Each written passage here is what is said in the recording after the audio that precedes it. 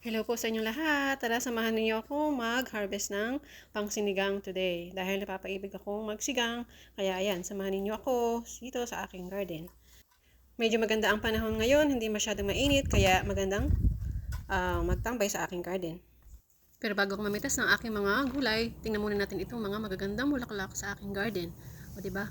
Ayan, meron tayong sinasya, meron tayong mosiros or ang portulaca sa Pinas.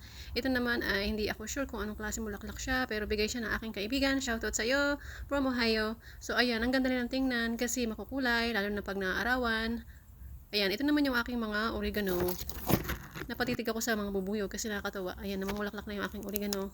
Ito naman ay isang klase ng bulaklak na galing sa aking kapitbahay, pero hindi ako sure kung anong tawag dyan din. So, yan, pang-add din sa kulay ng aking garden. So, may iba tayong klase ng bulaklak.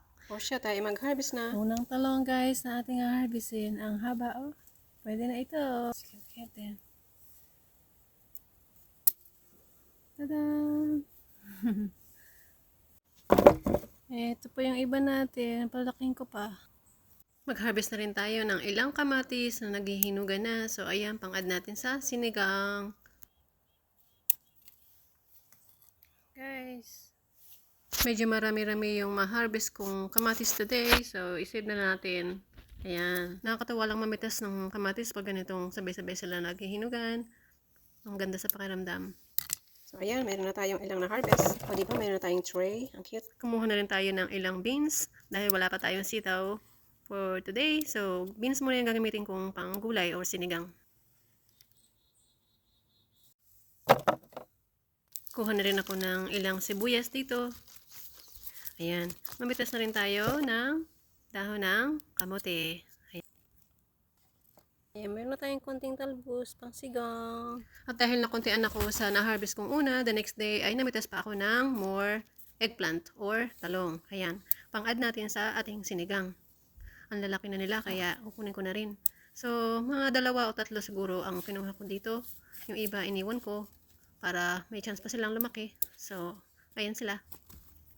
O, diba? May harvest na tayong talong.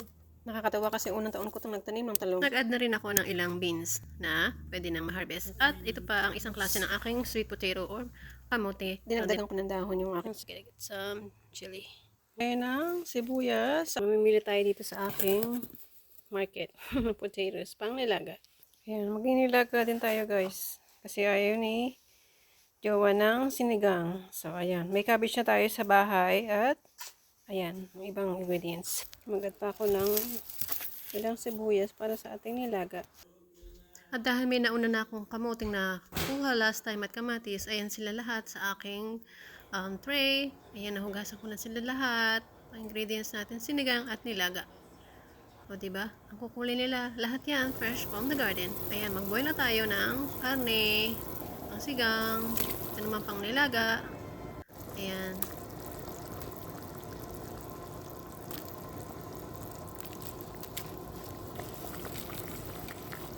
Ayan siya guys, ito na.